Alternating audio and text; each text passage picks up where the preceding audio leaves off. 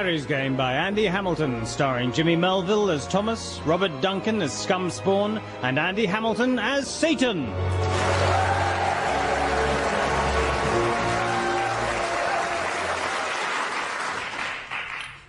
More tea, Archbishop. Don't mind if I do, Your Majesty.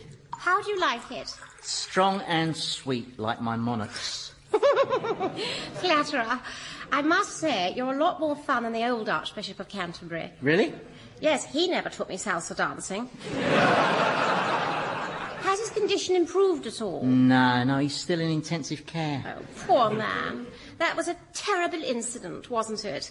The Archbishop of Canterbury praying in the grounds of Lambeth Palace when suddenly he's attacked by a grizzly bear.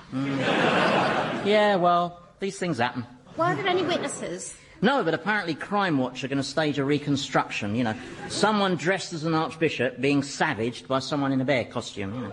You never know, it might just jog someone's memory. Yeah. The other bishops have complained to me about the suddenness of your appointment. They say they've never met you before. Well, they're not good losers, bishops, are they? In my experience, you know, always moaning and wailing. Wailing? In the right circumstances, yes, but... Hey, Lizzie, let's not get bogged down on all this arcane Episcopalian nonsense. Have you had a glance at that draft royal edict I gave you?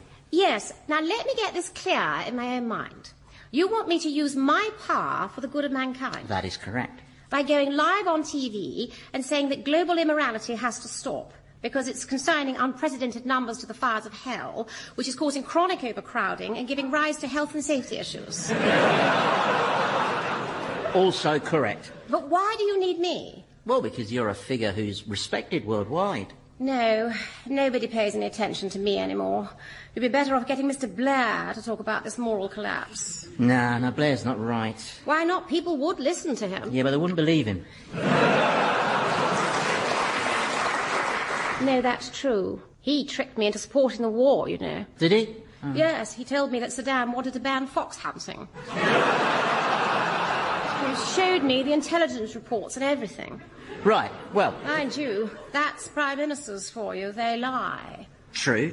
Now... Thatcher told me that Arthur Scargill was stockpiling anthrax. Yeah, the thing... Harold Wilson told me that Ted Heath ate corgis.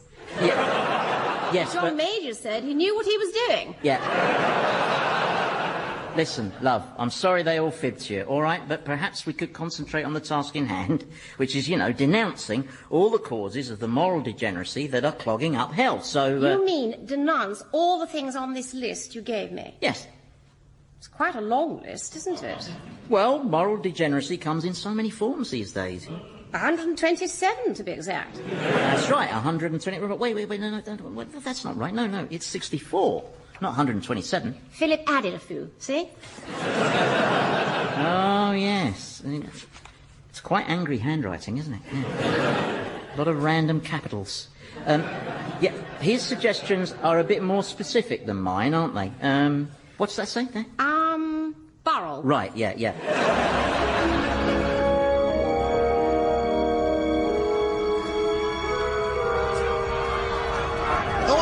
Calm down, everyone. You will all be seen in due course.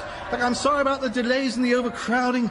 This is due to the exceptional numbers of damned arriving in the arrivals lounge and a shortage of check-in demons. However, if you care to wait until the number on your ticket is called and then give your details to this gentleman. So exactly what is it I have to do, Scumspawn? Just check each one off the list, type them into the computer, and then this new software will automatically allocate them to a pit of doom. It's state-of-the-art software, as used by the Child Support Agency. I'll show you with this chap here. Step forward, please. Name? Bernard Higginbotham. Bernard Higginbotham. Date of birth? 13/7/1951. Okie dokie. And up comes his personal record. See, Thomas? Right. Mortal sins committed 11. Commandments broken 3. Amateur. Now, to select his venue of torment, just hit this key here. All right. And hey presto, he gets allocated a special offer on penis enlargement. Oh, that's not right. Wait a second. Are you any good with these things, Thomas? No, in my day we didn't have computers, we had secretaries. Yeah, well, at least secretaries don't keep going down on you. Well, it depends which agency you get them from. My master returns. Oh, Prince of Darkness, have you been abroad in the world of men, trying to guide mankind towards more righteous ways? Yes, and I feel strangely dirty. How did you get on with Her Majesty? Oh, not bad, but I just don't think I could work with Prince Philip. No? Nah, he'd get carried away. Be Genghis Khan all over again. See, the overcrowding problem hasn't eased. Where are all the checking demons? Oh, they've gone on strike over working conditions. Gone on strike? Did they have a formal ballot? No, just a show of hooves. Right, here's the ringleader. I'm going to make an example of him. Yeah, that's what I used to do with my Bolshevik union leaders. Publicly make an example of them. Well, apart from the one I had secretly assassinated. What is Thomas doing here? Well, I needed some emergency stand-in staff, and Thomas's duties are purely clerical, sir. No, he's just going to man this desk temporarily, and that one over there is going to be manned by the other most demon-like human, Vlad the Impaler. Vlad? Oh, right. OK, well, look, you haven't given me anything sharp to work with now, have you? Oh, good Lord, no. All right, good. So, to sum up our predicament, we've got no trained staff, still more overcrowding, and so far my attempts to slow down the rate of human sin have been about as successful as a Robert Kilroy Silk attempt at modesty. I sat next to Kilroy Silk once, on a train. His face was such a bright orange you could read by him. Who are you? Bernard Higginbotham. Well, why are you hanging about here? Well, I'm just waiting to hear more about that penis enlargement. Bernard, that was a software problem. I'm happy to wait. No. Just get back behind the rope with all the others. We need some space-saving solutions. Well, we could start stacking them horizontally, I suppose. Although they might enjoy that. Or maybe if you could find a way of slotting them into each other. No, they definitely enjoy that. Why were you bothering with the Queen? Eh? Well, the Queen can't help you. She's got no power. But she's got some power. Only over swans. Well, no. She's got some power, you know. Like what? Well, she can make Camilla Parker Bowles use a side entrance. Exactly. But to change the way mankind behaves, you'll need to work with someone with real power. Someone who knows what it's like to walk into a room and see the fear in people's eyes and the desire in every woman's eyes. That's power. And I know what I'm talking about. So you're saying that every woman you met desired you? Oh, yeah. I mean, you know, some of them like to pretend they didn't, obviously. Like to play hard to get. You know, the games the little ladies play, you know, like not thanking you for the flowers, not returning your calls, not answering the door because they've moved to a safe house and had facial surgery to change their identity. You know, all part of the chase. So, all this power you had, what did you use it for? To get more power, duh. But there are people out there who seek power to help others. I remember the professor talking about such people. He said there'd been many throughout history. Name one. Mahatma Gandhi. Oh, come on. Gandhi was all me.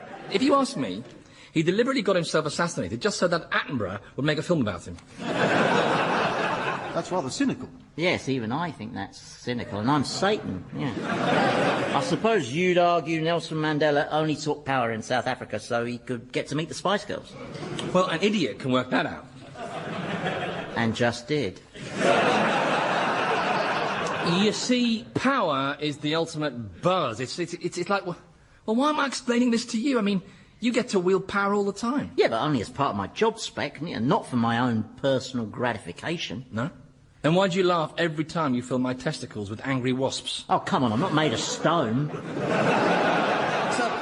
So you're saying the only people who could influence man's behaviour are powerful people? Yes. And who influences the powerful? Well, only the more powerful. Double duh. That's right, someone more powerful. I feel a transformation coming on, Scumspawn. Watch this. There, remind you of anyone? Oh, that's brilliant. Uncannily like him. That's your finest guy since you impersonated David Blunkett's guide dog. Yep, certainly led him into a few scrapes. And will do again. OK, Scumspawn, I'm off to play power politics with the powerful. In the meantime, you'd better open negotiations for me with those striking demons. Very well, sir. What's your first bargaining position? Oh, right. Well, that if they don't go back to work, I'll boil them down for soup.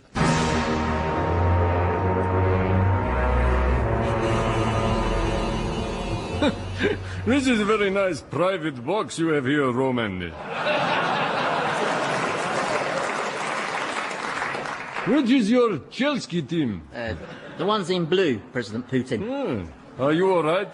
Yeah, why? Don't I look all right? No, you look normal, Roman. It's just your voice doesn't sound very Russian. Doesn't it? Well, I've been spending a lot of time in London, you know, cheering on the lads. I've probably turned into a bit of a shed boy, you know. I draw the line at singing some of the songs, mind, especially the one that involves a stick of celery. I don't sing that, but take a seat. My boys are about to kick off. It's a great atmosphere, isn't it, eh? Man, you always bring lots of their fans. Yes, I can see there's an enormous blaze of red down there. What? No, that's Alex Ferguson's face. No, the Man U fans are all over that side, see? Thousands of them. Yeah, and they'll have travelled from all four corners of Surrey. Oh, they're kicking off. Come on, Chelsea! Look, the thing is, Vladimir, I want to talk to you about power. As President of Russia, you have a lot of power. Well, not as much as in the old days. Yeah, I know, but... we used to win all the medals at the Olympics. Yeah, I know. Now it's all gold for Georgia, Kazakhstan, Latvia, all the emergent nations. Well, as far as I'm concerned, they're not nations, they are our suburbs. Yeah, let it go. Let it go, Vlad, OK? Just move on. The thing is, although times have changed, you still have quite a lot of power, and I was wondering if you'd ever considered using that power as a force for good. A force for good? Yeah. Who's good? Well, mankind's. Are you taking the piss? No, you could make a difference, take a moral lead, put an end to corruption. Put an end to corruption? Yes. In Russia? Yes. No, you are taking the piss. I'm going. No, wait, hear me out. The thing is that millions of Russians are coming to hell. Coming to hell? Helsinki. In Finland, where I often am, having a sauna, and they're telling me how much they admire you, and how they just know that one day you will call on all citizens to turn away from evil, sin and eternal damnation, that one day you'll pass laws forbidding selfishness and greed, and everyone will demand that you're declared a saint, and a massive new cathedral, St. Vlad's Cathedral, will be built in the heart of Moscow, and generation after generation will bring their children to that cathedral. Cities will be named after you, and forevermore you will be commemorated as St. Vladimir, the man who saved humanity. Yes. But what's in it for me?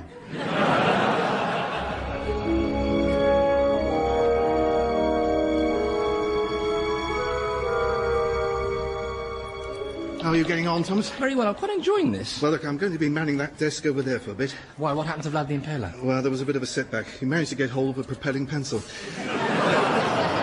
Well, it was propelling after he got hold of it. Anyway, look, give me a shout if you need me. OK. Next, please, name? Roland Kingworthy. Roland King... Date of birth? 29/4/61. OK, here we are. Oh, Mortal Sin 64. And that's more like it. May I see? Actually, no, it should be 65. Really? Yes, I sold my children on eBay. Respect. Just add that. Oh, I see you were killed by a jealous husband. Husbands.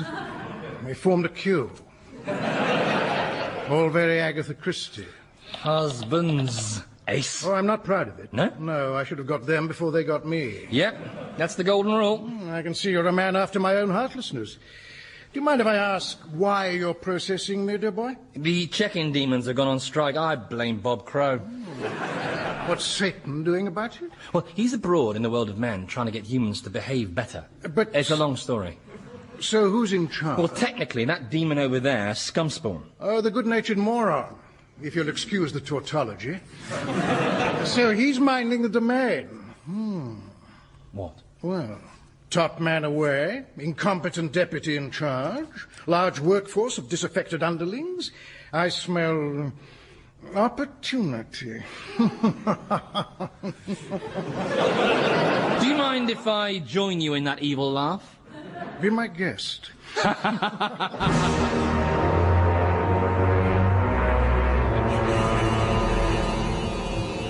So, let's move on to considering our overarching strategy in the Middle East. OK, Condoleezza. And the important thing to remember is that this is not about oil. I'm sorry. It's so hard not to giggle when you say that. I know. I'm the same. Me too, yeah. Okay. Now, I know that Donald Rumsfeld has been appraising our policy in that region, so, Donald, it's over to you. Thank you, Condi. Well, I think it's time we stop pussying around. Talking my kind of language there, Donald. America is now the only superpower on this planet, which gives us a unique primacy on the world stage. And in the light of these new realities, I believe that America needs to move swiftly and urgently towards a global policy of saying, please.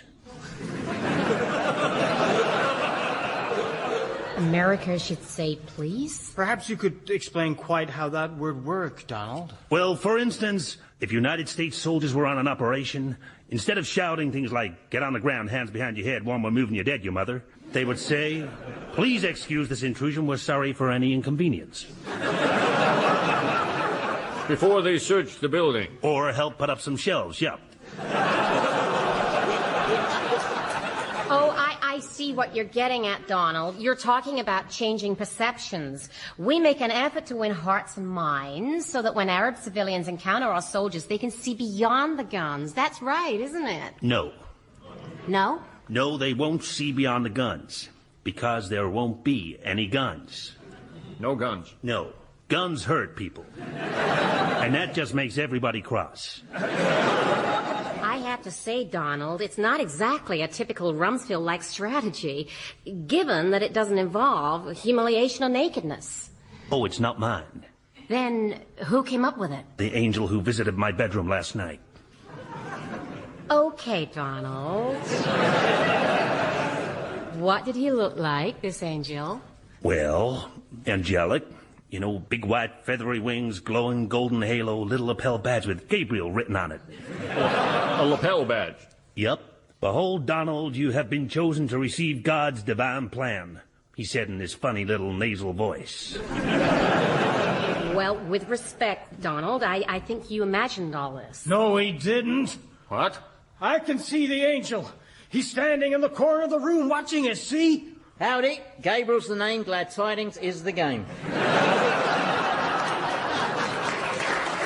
Someone call security. Whoa, easy, girl. You don't seem much like the angel Gabriel to me. Not like the angel Gabriel. Oh, come on. Look at this trumpet. Look, it's glowing. Now, it's not luminous paint, and I didn't buy it in a music shop in Chernobyl. It glows supernaturally, ergo, I'm an angel. Well, I'm still not convinced. All right, then, if I'm not an angel, what am I? Well, you could be an extremely cunning insurgent. Oh, fair. Is it the voice? Supposing I sounded more heavenly, like this, with a celestial choir backing me, would that seem more like an angel? A bit. Okay, so I'm here just to back up Donald and say that God very much approves this new strategy for America because it will reduce conflict and discord in the world. Well, if it's the will of God, and if America's interest is superseded by God's will, then there's only one response open to us, which is that clearly God is wrong. God is wrong. Regrettably, yes. It's not like him, but he may have been hoodwinked by anti-U.S. propaganda. Yep, the French probably got to him. Well, the Almighty will come around. Perhaps he's not well. Hey, guys, look. The angel's banging his head against the wall.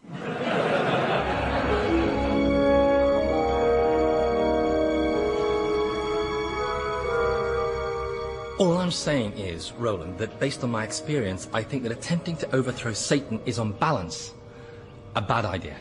Satan has no weaknesses. Oh, I beg to differ. He's showing weakness now by entrusting his kingdom to that gullible half-wit. We'd have to destroy him as well, of course. Destroy Scumspawn, but he's harmless. There's a problem, Thomas, and you seem to be spending a very long time over this one. May I just compliment you, sir, on the sheer magnificence of your warts? Oh, you like my warts? Masterpieces of dermatology. Sorry, you are... The name's Roland. I'm from Switzerland. Why Switzerland? Nobody suspects the Swiss.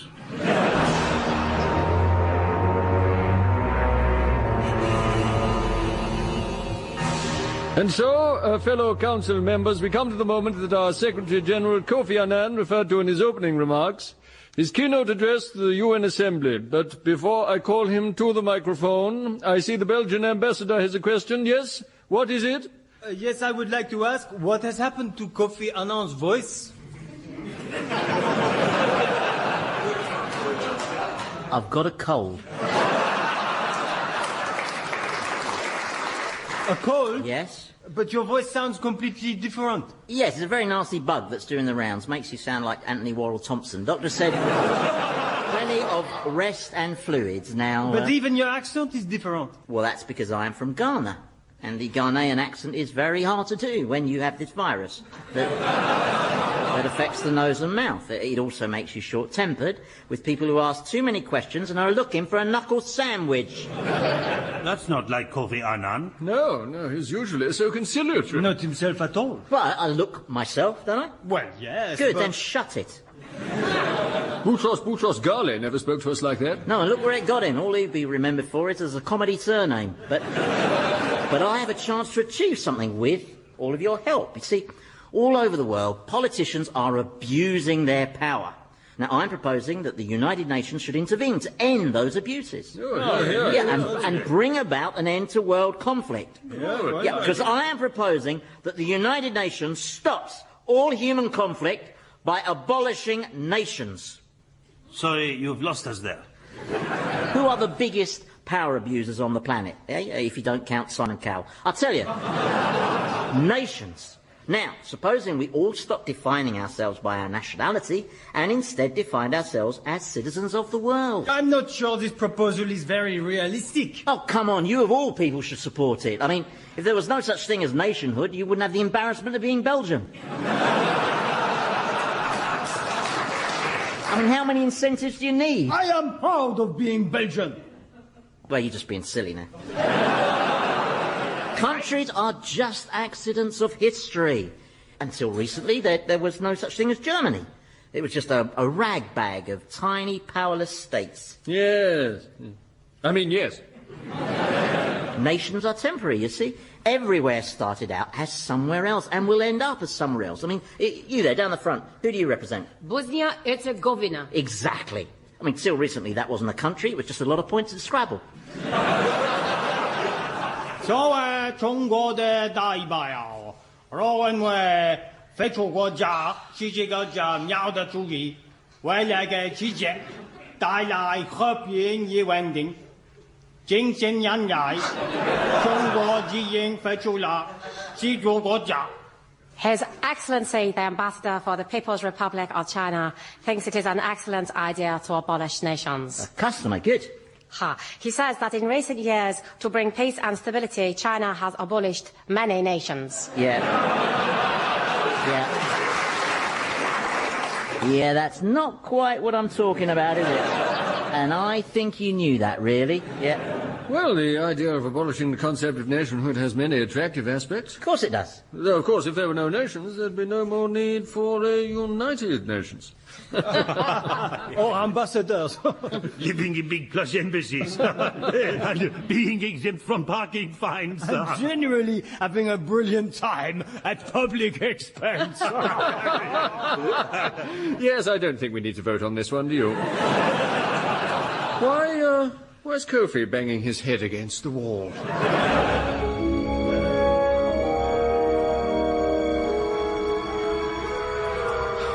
No, I'm sorry, but the sign above this desk clearly says 6 sins or less.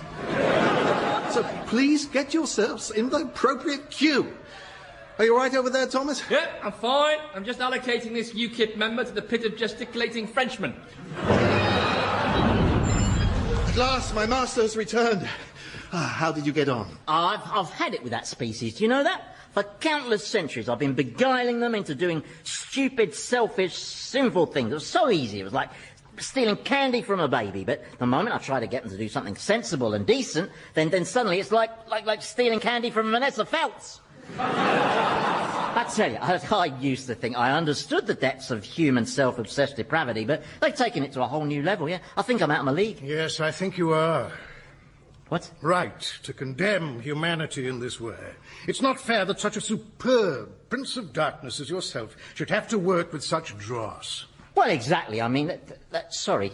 Who are you? Oh, that's Roland. He's very kindly stepped in to man that desk for us. Well, why? What happened to Vlad the Impaler? Well, the lad was not quite as good on the clerical side as I'd hoped. No, well, he was always a bit like that, wasn't he? Always up for a massacre, but never prepared to back it up with the paperwork. Yeah. So, and what about the striking check-in demons? How did they respond to my proposal? Well, they said that offering to boil the workforce was not a constructive starting point. Oh, fair. This is just the last thing you need, isn't it? Well, it is actually, yes. There you are, frantically trying to save mankind from itself, when along comes some piddling industrial dispute. Absolutely. Allow me to give you my card. Kingworthy Consultants, solution providers since 1983. I've widespread experience in arbitration. You think you could successfully negotiate the demons back to work? Oh, I think I can safely say that once I've had a few words with these demons of yours, then you'd no longer have anything to worry about. Ever. Well, I'll give it a whirl, as St. Catherine used to say. Have a try. See how you get on. Scumspawn, step over here. I want to show you something. Don't giggle, Thomas. It's a bit of a giveaway. This is fantastic. I never thought I'd find a soulmate down here. You're just like me, aren't you? Well, I'm just like you would be if you were bright. Come again? So, what is it you want to show me, my prince? Well, I've been barking up the wrong tree, Scumspawn. See, real power doesn't lie with individuals or states. Think about it. What controls the way humans think and feel? Hormones? Apart from hormones. The media, Scumspawn. I need to get control of the media, and to do that... You need a cunning guise. Guises, Scumspawn, a double guise. Watch this. Oh, that is brilliant, my liege. Uncannily like both of them. Impressive, eh? Yes, indeed. Yeah. One question, though. Which one's ant and which one's dead?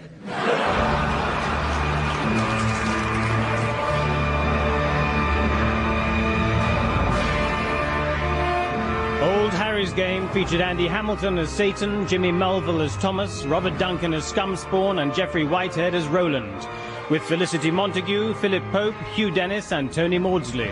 The programme was written by Andy Hamilton and produced by Paul Mayhew-Archer.